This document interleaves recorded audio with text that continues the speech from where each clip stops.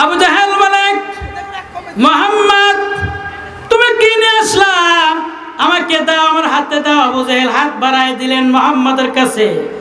আবু জাহেলকে বললেন, আল্লাহর পয়গম্বর রাসূল বলেন, রে আবু জাহেল, আমি শুধু হাতে দেওয়ার জন্য আপনার জন্য কিছু হাদিয়া আনে নাই।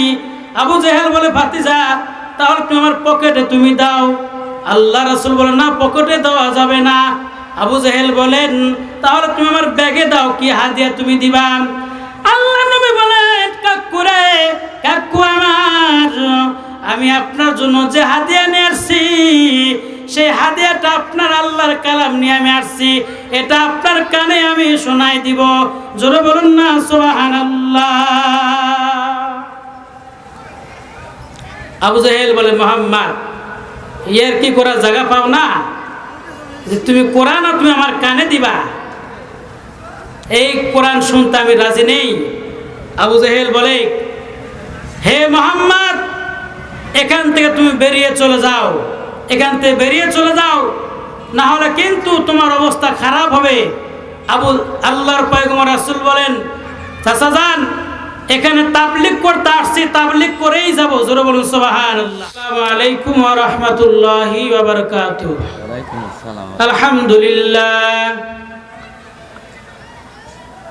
আলহামদুলিল্লাহ নাহমাদুহু ওয়া নাস্তাঈনুহু ওয়া নাস্তাগফিরুহু ونستغفره ونؤمن به ونتوكل عليه ونعوذ بالله من شرور أنفسنا ومن سيئات أعمالنا من يهدي الله فلا مضل له ومن يضلل فلا هادي له ونشهد أن لا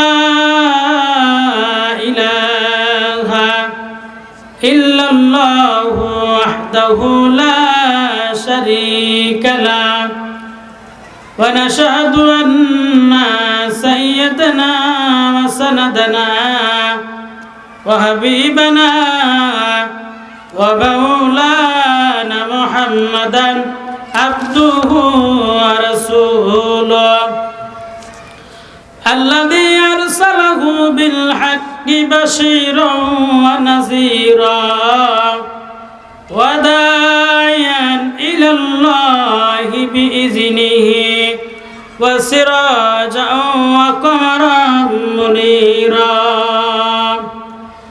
أما بعد فقد قال الله تعالى في كلامه المجيد والفرقانه الحميد أعوذ بالله من الشيطان الرجيم بسم الله الرحمن الرحيم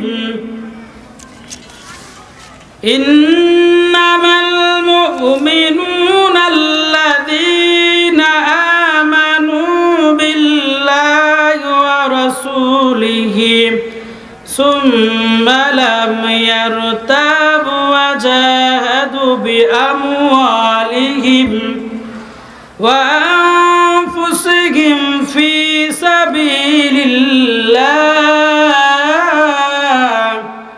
أولئك هم الصادقون صدق الله المولانا العظيم وقال رسول الله صلى الله عليه وسلم إن الله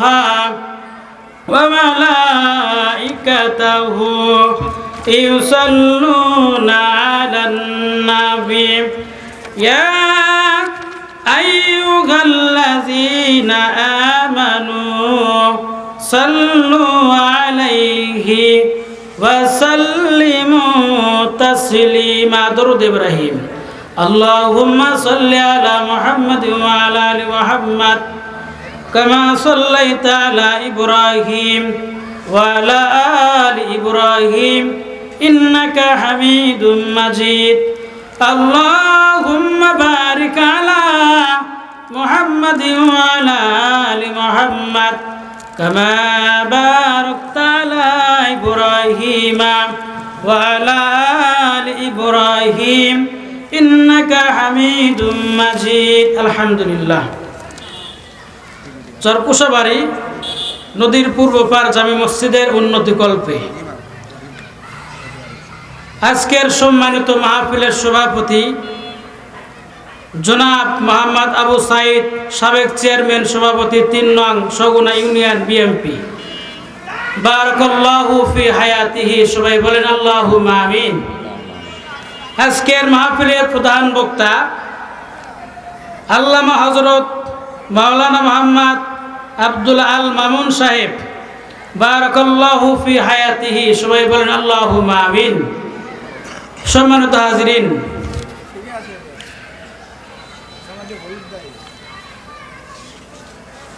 যে কোরআন থেকে যে কোরআনে কারীম থেকে যে একটি আয়াত যে তেলাওয়াত করেছি আমি এর উপরে আলোচনা করার চেষ্টা করব ইনশাআল্লাহ। আল্লাহ যেন আমাকে এর উপরে আলোচনা করার তৌফিক দান করেন সবাই বলেন আল্লাহুম্মা আমিন। মানুষের উপরে 3টা কারণে বালা মুসিবত আসে। কয়টা কারণে? 3টা কারণে মানুষের উপরে কি আসে? বালা মুসিবত আসে। 1 নাম্বার কারণ, আমার মুসলমান ভাইরা, আমার বন্ধুরা, আমাদের সংসারে, আমাদের পরিবারে, আমাদের মহল্লা, আমাদের রাষ্ট্রে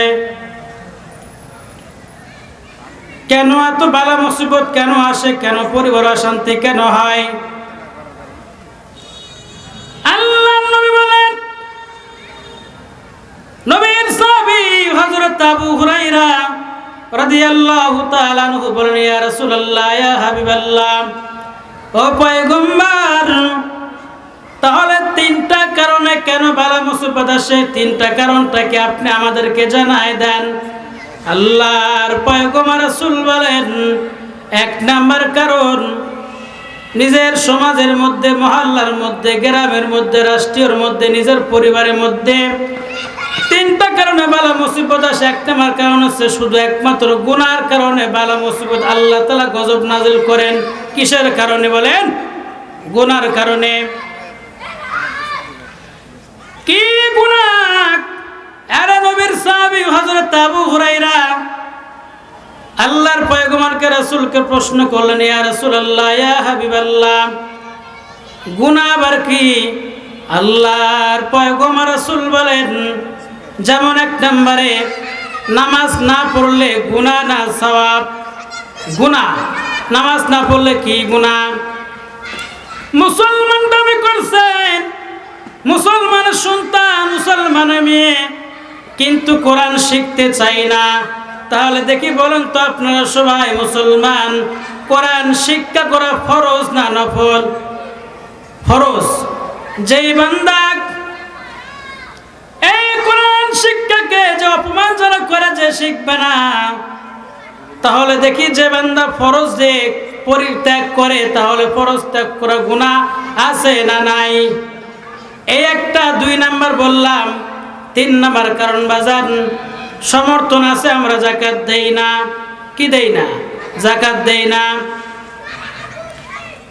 4 নাম্বার বলা হলো, 4 নাম্বার, মুসলমান আমার আপনার টাকা আছে, সম্পদ আছে, জমি আছে, সব আছে, গরিব মানুষ পাশের বাড়িতে না খাই থাকে মুসলমান, তাহলে গরিবকে না দেখে এটা গুনাহ না সওয়াব? গুনাহ। আমার মুসলমান, আল্লাহ রে আবু হুরায়রা, যেই বান্দা, যেই বান্দি এই যে কয়েকটা যে কথা বললাম, মুসলমান নেশা করবে, গাঁজা খাবে, মুসলমান নামাজ পড়বে না, দিনের কথা মানবে না, আল্লাহর আইন মানবে না, রাসূলের বিধান মানবে না, তাহলে দেখি বলেন তো যেই বান্দা মুসলমান দাবি করে কিন্তু আল্লাহর কোরআন মানতে চাই না, ইসলাম মানতে চাই না। ইসলাম মানা গুনাহ না সওয়াব? গুনাহ। মুসলমান আমি 10টা বিষয়ের উপর আলোচনা করব। এই 10টা গুণ যার মধ্যে আছে, আল্লাহর পয়গম্বর রাসূল বলেন ওই বান্দায় ও আল্লাহর জান্নাতের মেহমান। জোরে বলুন না সুবহানাল্লাহ। কয়টা গুণ? 10টা গুণ। 10টা গুণ যার মধ্যে আছে সেই ব্যক্তি কি আল্লাহর হচ্ছে জান্নাতের মেহমান। কার মেহমান? আল্লাহর মেহমান। দেখি ভাই বলেন তো আপনারা সবাই, সব কিছু করতে হবে শুধুমাত্র আমার কার জন্য? আল্লাহর জন্য করতে হবে। কার জন্য করতে হবে? আল্লাহর জন্য করতে হবে। নবীর সাহাবী হযরত নবী উমামা আর রাসূলুল্লাহ সাল্লাল্লাহু আলাইহি ওয়াসাল্লাম আন্নাহু ক্বালা মান হাব্বাল্লাহি ওয়া বাতাগাল্লাহি ওয়া আতালিল্লাহি ওয়া মানা লিল্লাহি ফাকাদ ইসতামকাল আল ঈমান। 10টা গুণের মধ্যে 1 নাম্বার গুণ হলো নবীর সাহাবী হযরত আবু উমামা রাদিয়াল্লাহু তাআলা আনহু, আল্লাহর পয়গম্বর রাসূল বলেন, নবীজি বলেছেন যে আল্লাহর সন্তুষ্টির জন্য কাউকে ভালোবাসবে এবং আল্লাহকে খুশি করার জন্য মানুষের সঙ্গে শত্রুতা করবে, সে একটা ঈমানের একটা গুণ। জোরে বলুন না সুবহানাল্লাহ। কয় নাম্বার গুণ গেল? 1 নাম্বার গুণ। আমি সব কিছু করব, আল্লাহকে ভালোবাসবো, আমি কোরআনকে ভালোবাসবো, মসজিদকে ভালোবাসবো, মাদ্রাসাকে মহব্বত করব। কার জন্য? আল্লাহর জন্য আমি ভালোবাসবো। সব কিছু আল্লাহর জন্য করতে হবে। কার জন্য করতে হবে? আল্লাহর জন্য করতে হবে। সম্মানিত হাজরিন, তাই বলেছেন এখানে যে 1 নম্বর কথা কি বললাম? আমি যা কিছু করবো একমাত্র কার জন্য করব? আল্লাহর জন্য করব। হযরত মুআজ রাদিয়াল্লাহু তাআলা আনহু রাসূলুল্লাহ বলেছেন সর্বোত্তম ঈমান। নবীর সাহাবী জিজ্ঞাসা করলেন, ইয়া রাসূলুল্লাহ, ইয়া হাবিবাল্লাহ, সর্বোত্তম ঈমান কি? তখন তিনি বললেন, তুমি একমাত্র আল্লাহকে ভালোবাসবে, কোরআনকে মহব্বত করবে। এটা সবথেকে সর্বোত্তম ঈমানের একটাই মুমিনের একটা গুণ এবং পরিচয়। যেই বান্দার মধ্যে গুণটা থাকবে ওই বান্দা আল্লাহর জান্নাতের মেহমান। জোরে বলুন না সুবহানাল্লাহ। সম্মানিত হাজরিন, আজকে কোরআনে মাহফিলে আজকে আমরা বসতে চাই না। আমরা দেখেন এই সময়টাকে আমরা খুবই নষ্ট করে দিচ্ছি, কিন্তু এই সময়টা খুবই একটা দামি সময়।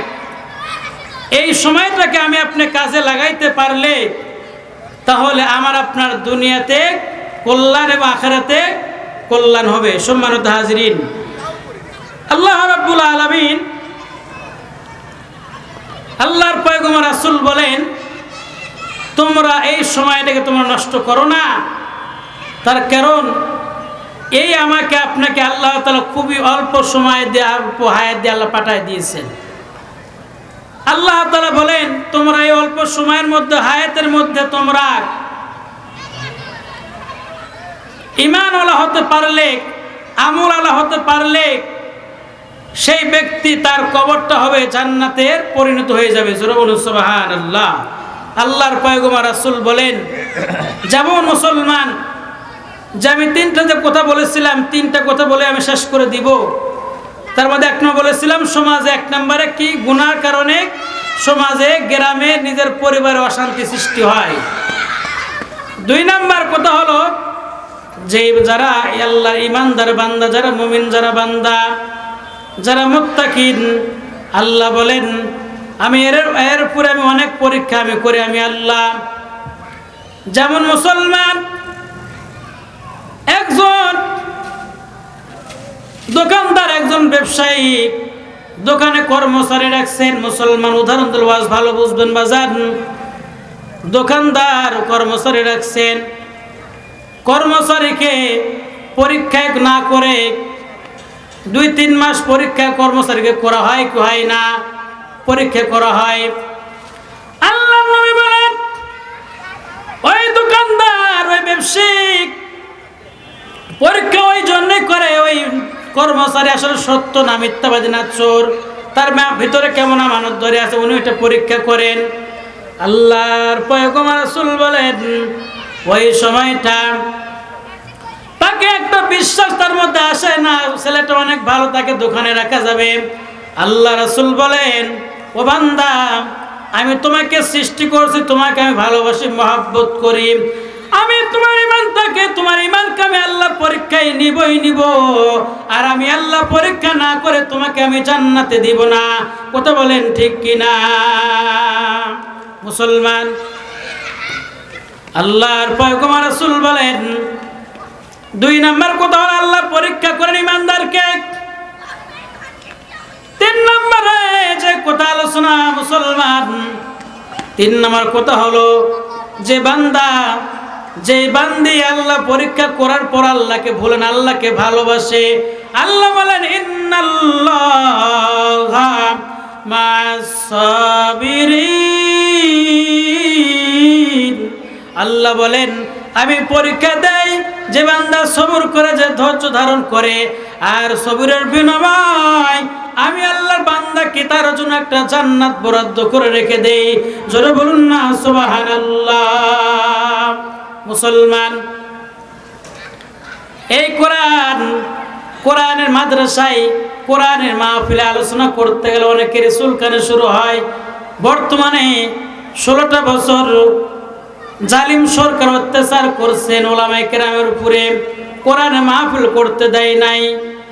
গত কয়েকদিন আগে বনপাড়া, যেখানে আমি চাকরি করি, যে মসজিদে আমি ইমামতি করি, বনপাড়াতে জামাতের লোক আসছেন। ইসলামী আন্দোলনের হাত পাখার সভাপতি আমি, 4 নং ওয়ার্ডের জোয়ারিয়া 4 নং ওয়ার্ডের সভাপতি আমি। উনিরা আসার পর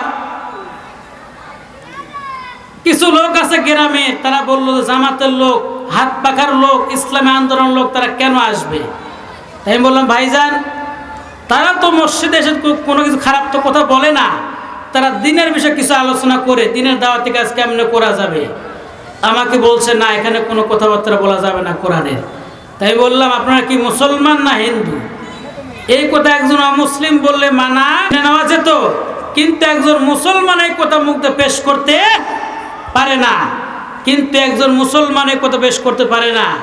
আমি বললাম ভাইজান, আমার ইমামতি মসজিদে থাক অথবা না থাক সেটা পরের হিসাব, আমি যা কিছু করি একমাত্র আল্লাহর জন্যই করি। আমার ইসলামী দল, আন্দোলনের দল মসজিদে আসবে, জামাত লোক মসজিদে আসবে, কারণ বাবার ক্ষমতা নাই যেখানে মসজিদ আসা নিষেধ করবেন আপনি। মসজিদে মাদ্রাসায় তাবলীগ হবে, তাবলীগের আলোচনা হবে, কথাবার্তা হবে, কারোর অধিকার নাই আলোচনা করার, নিষেধ করে কারোর অধিকার নাই মুসলমানের। তারা কেমন মুসলমান? আমি শুধু একটা ঘটনা বলে আলোচনা শেষ করে দিব। সম্মানিত হাজরিন, আমি আলোচনা কেন, এই কথা কেন বললাম?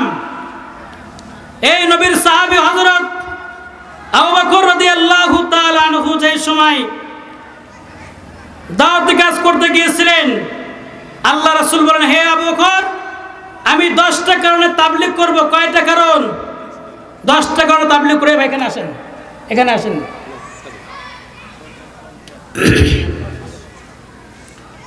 আমি 10টা কারণে তাবলীগ করব।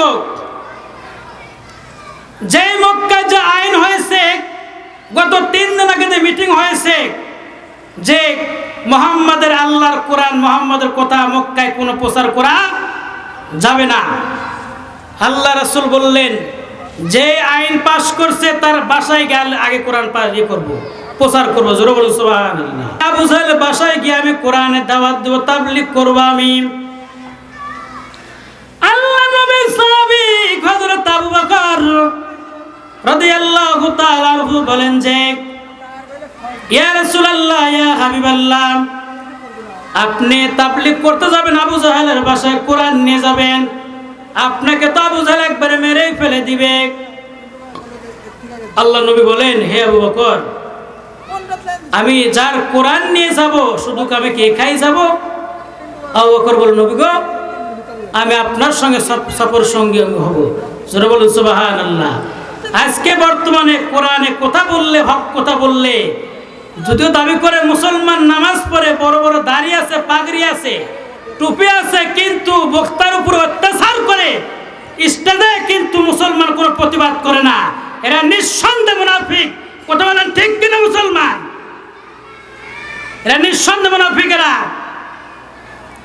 আবু বকর বলে, ইয়া রাসূলুল্লাহ, ইয়া হাবিবাল্লাহ, আমি আপনাকে যেতে দিব না আবু জাহেল। আবু জাহেল বাসা আপনাকে মেরেই ফেলা দিবে। সম্মানিত হাজরিন, আমি আলোচনা বলেছিলাম 10টা গুণ যার মধ্যে আছে সেই ব্যক্তি অনেক সময় আছে। সেই ব্যক্তি হচ্ছে জান্নাতের মেহমান হবে। আমার এলে আলোচনা ছিল 10টা গুণ যার মধ্যে আছে, যেহেতু সময় কম। সম্মানিত হাজরিন, ঘটনা বলে শেষ করে দিব আমি। আবু বকর বলে, ইয়া রাসূলুল্লাহ, আমি আপনাকে একা যেতে দিব না আবু জাহেলের বাসায়। আপনাকে একবারে জীবিত কবর দিবে একবারে। আল্লাহ নবী ডাক বলে, রে আবু বকর, আমি কিন্তু একা যাব না, একমাত্র আমার সঙ্গে কে যাবেন? আমার আল্লাহ যাবেন। আল্লাহ রাসূল বলেন, ঠিক আছে, আমি একা যাব না, তুমি আমার সঙ্গে যাবে। আল্লাহর পয়গম্বর রাসূল হযরত আবু বকর, নবীর সাহাবী রে আবু বকর রাদিয়াল্লাহু তাআলা আনহু, তিনি চলে গেলেন রাসূলের সঙ্গে, সফর সঙ্গী হয়ে গেলেন। আবু জেহেল ঘুমায় বাসায়। আল্লাহ নবী ডাকতে বলেন, চাচা যান, আপনি কি বাসায় আছেন? আবু জেহেল বলে, কে? বলে, আমি আব্দুল্লাহ ছেলে মুহাম্মদ। কি বলো, এত রাত্রে তো তুমি কেন? রাত 2টা বাজে, 1টা বাজে। আবু জেহেল বলে, তোমার তো এটা তো খুব একটা খারাপ জিনিস, তুমি কেন এখানে আসলা? আল্লাহর পয়গম্বর রাসূল বলেন, চাচা যান, আমি আপনার জন্য শুধু একটা জিনিস হাদিয়ে নিয়ে আসছি। কয়টা জিনিস? একটা জিনিস আমি হাদিয়ে নিয়ে এখানে আসছি। নবীর চাচা আবু জাহেল বললেন, স্ত্রী আমার, তুমি দরজাটা খুলে দাও। দরজা খুলে দিলেন। বললেন যে, আমার ভাতিজা মুহাম্মদ, যদি আমরা তার ইসলাম গ্রহণ করি নাই, আমরা সে যা বলে সব সত্য কথাই বলে। দেখছেন কেমন শয়তান! আবার সে নিজের স্বীকৃতি দিচ্ছেন যে আমার ভাতিজা মুহাম্মদ, তার কালেমা যদি আমরা পড়ি না, ইসলাম গ্রহণ করি না, কিন্তু আমার ভাতিজা কোনো মিথ্যা কথা বলে না। জোরে বলুন সুবহানাল্লাহ। সম্মানিত হাজরিন, সময় থাকলে আর আসলে আলোচনা কেমন লাগে, মধুর মতো মিষ্টি লাগবে, আলোচনা আশা করা যায়, কিন্তু সম্মানিত হাজরিনের সময় খুবই কম। এই অল্প সময়ের মধ্যে আলোচনা করে শেষ করে দিব। আল্লাহর নবী ডাক দে বলে, রে চাচা যান, আমি আপনার জন্য শুধু একটা জিনিস হাদিয়া নিয়ে আসছি। কয়টা জিনিস? একটা জিনিস আমি হাদিয়া নিয়ে আসছি। আবু জাহেল বলে, মুহাম্মদ, তুমি কি নিয়ে আসলা? আমাকে দাও, আমার হাতে দাও। আবু জাহেল হাত বাড়ায় দিলেন মুহাম্মদের কাছে। আবু জাহেলকে বললেন, আল্লাহর পয়গম্বর রাসূল বলেন, রে আবু জাহেল, আমি শুধু হাতে দেওয়ার জন্য আপনার জন্য কিছু হাদিয়া আনে নাই। আবু জাহেল বলে, ভাতিজা, তাহলে তুমি আমার পকেটে তুমি দাও। আল্লাহ রাসূল বলেন, না, পকেটে দেওয়া যাবে না। আবু জাহেল বলেন, তাহলে তুমি আমার ব্যাগে দাও, কি হাদিয়া তুমি দিবা?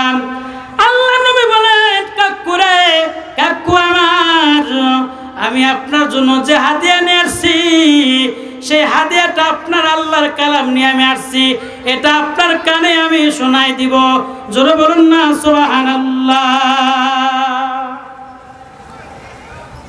আবু জাহেল বলে, মুহাম্মদ, এর কি করার জায়গা পাও না যে তুমি কোরআন তুমি আমার কানে দিবা? এই কোরআন শুনতে আমি রাজি নেই। আবু জাহেল বলে, হে মুহাম্মদ, এখান থেকে তুমি বেরিয়ে চলে যাও, এখান থেকে বেরিয়ে চলে যাও, না হলে কিন্তু তোমার অবস্থা খারাপ হবে। আল্লাহর পয়গম্বর রাসূল বলেন, চাচা যান, এখানে তাবলীগ করতে আসছি, তাবলীগ করেই যাব। জোরে বলুন সুবহানাল্লাহ। যদি মার খাওয়া লাগে সেখানে মার খাতে রাজি আছে। আবু জাহেল বলে, মুহাম্মদ, গত 3 দিন আগে মক্কায় কোরআন আইন চালু করা হয়েছে, কোরআন কোনো প্রচার করা যাবে না। আল্লাহ রাসূল বলেন, যেখানে আইন চালু হয়েছে সেখানে ভাঙতে হবে। কোরআন কারোর বাপের কালাম না, একমাত্র আমার আল্লাহর কালাম। কার কালাম? কোরআন, আমার আল্লাহর কালাম। আল্লাহ রাসূল বলে কাকু কাকুরে আমার, কাকু আমার, আপনি কোরআন প্রচার করতে আপনি দেন অথবা না দেন, আমি কোরআন প্রচার করেই যাব। আল্লাহ রাসূল বলেন ঠিক আছে। আবু জাহেল বলে তাহলে তুমি বাড়তে বাইর হবে না? না আমি যাব না, কোরআন আমি বলবই। আবু জাহেল বললেন যে সময় থাক কোরআন তেলাওয়াত করবেন।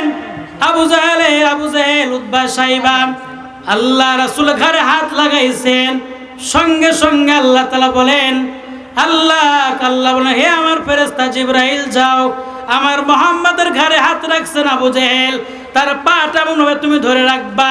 গোটা মক্কাবাসী আমার মুহাম্মদকে যেন ধাক্কা দিলে যাতে না নড়তে পারে।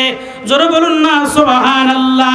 মুসলমান আবু জাহেল কোরআন মুহাম্মদকে গায়ে শরীরে ধাক্কা মারেন, কিন্তু মুহাম্মদ এক চুল পর্যন্ত লড়ে না। তখন আবু জাহেল বলেন মুহাম্মদ কি ব্যাপার, আমরা এত মানুষ তোমাকে ধাক্কা দিলাম, তুমি তো এক চুল লড়ার কারণটা কি?